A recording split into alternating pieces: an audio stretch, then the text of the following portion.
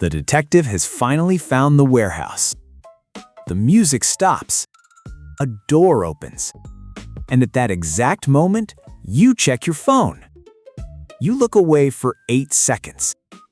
When you look back, the detective is crying, the warehouse is on fire, and a woman you have never seen is confessing to a murder you did not know had occurred.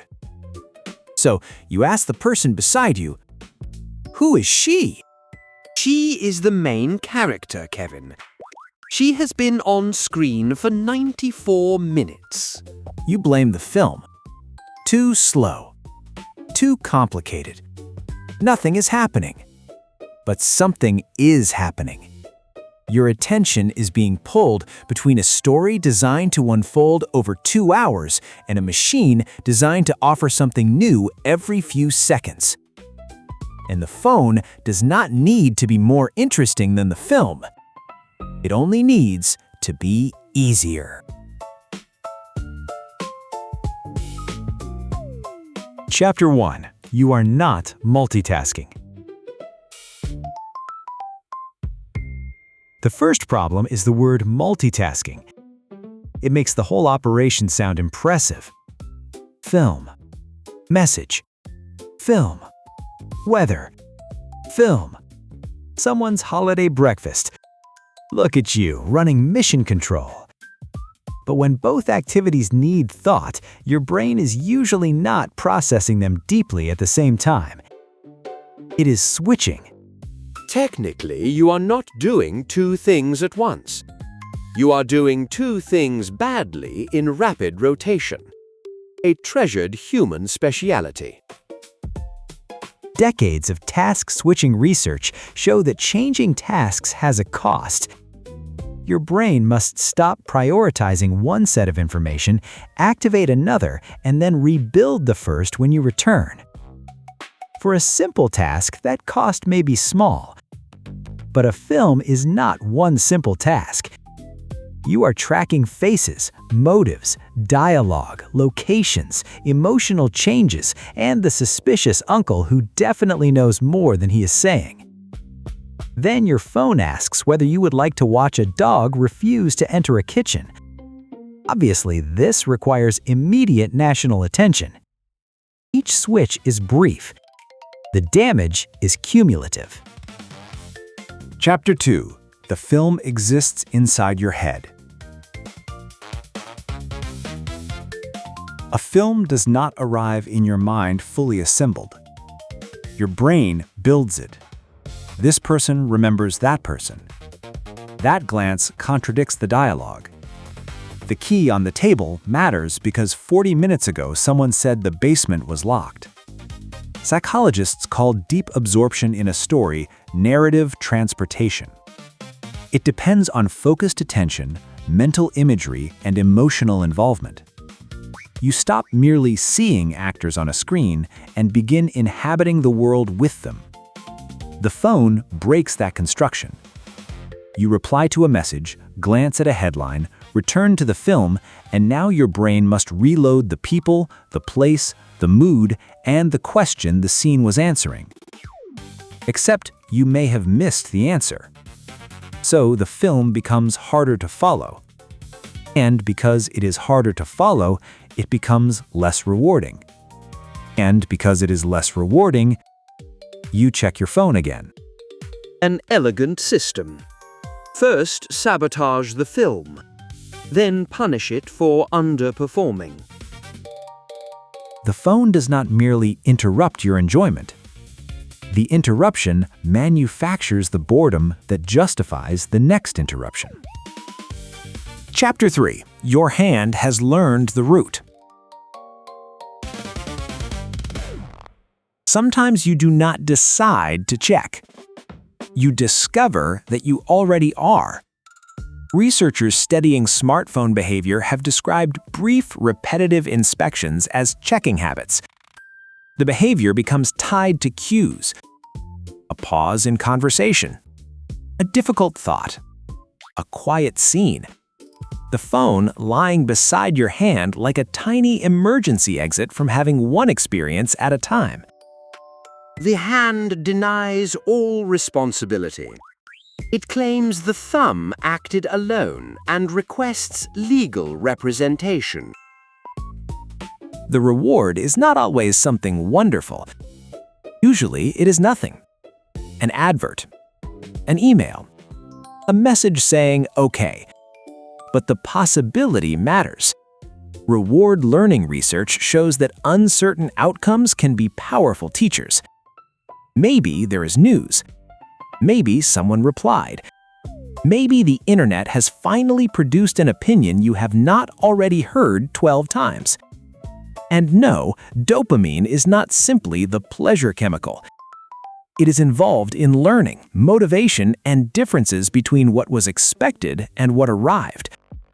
Your phone keeps the outcome uncertain. The film asks you to wait for a payoff. The phone offers a new lottery ticket immediately. Not a better reward, a faster possibility. Chapter 4. The notification already won.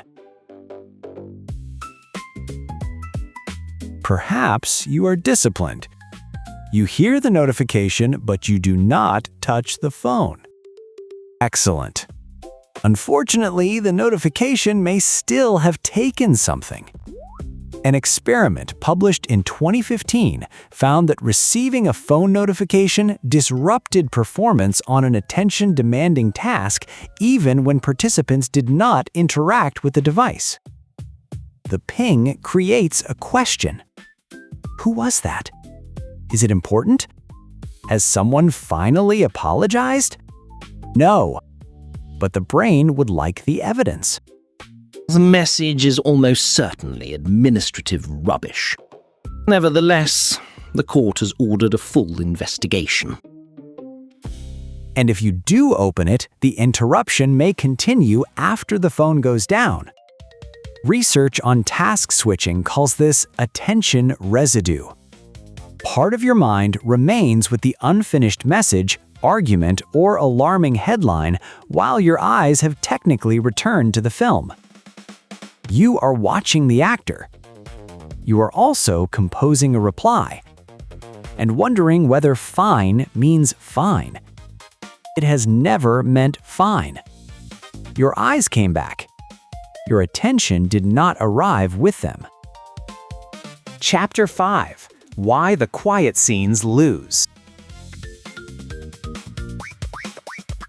The most vulnerable moment is often not a bad scene. It is a quiet one. A long conversation. A landscape. A face changing its mind without announcing it in enormous captions. These scenes ask you to supply attention before they supply reward. The phone reverses the arrangement. Color now. Movement now. Novelty now. Meaning possibly never. Tonight's special is patient character development. Or, for the less adventurous diner, 17 unrelated emergencies served vertically. This does not prove that your attention span has been permanently destroyed. Research on heavy media multitasking finds real associations with attention and memory differences, but the evidence is mixed, and much of it cannot tell us what caused what. You are not neurologically ruined because you checked a football score during Oppenheimer. But in that moment, you are training a preference. When stimulation drops, leave. When uncertainty appears, check.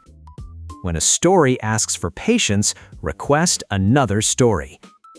And patience is exactly what a film needs in order to become more than wallpaper. Chapter 6. How to watch one screen. The solution is not heroic willpower. Your willpower is sitting beside a glowing device containing every person you know, every argument on Earth, and videos of hydraulic presses crushing household objects. Give it some assistance. First, move the phone beyond automatic reach. Not face down on your thigh. Not under a cushion where it can vibrate mysteriously against your skeleton. across the room, in a drawer, charging elsewhere. Break the route between cue and hand. Your phone will survive 2 hours without supervision. It is an adult rectangle. Second, use Do Not Disturb. Notifications cannot open questions if they never arrive. Allow calls from genuinely important people if necessary. The group chat discussing crisps will endure. Third, decide on an interval. If 2 hours feels impossible, watch for 45 minutes, pause once, check deliberately, then put the phone away again. Unplanned intermission is better than 27 tiny disappearances. Fourth, make the film easier to enter. Dim the room. Start with intention. Use subtitles if dialogue is difficult. Watch with someone who will publicly shame you for asking who the main character is. And finally, expect the urge. Do not treat it as an instruction. For a few minutes, your hand may feel as if it has misplaced an important job. Let the urge arrive. Let it be boring. Then, let it pass. The strange thing is that films may not have become too slow. We may have become too interruptible. A story needs continuity. Not perfect concentration, not spiritual enlightenment, just enough uninterrupted time for one moment to become connected to the next. Paid for the whole film. This radical program recommends experiencing some of it. Your phone offers 1,000 beginnings. A film offers one ending, but only if you stay long enough to reach it.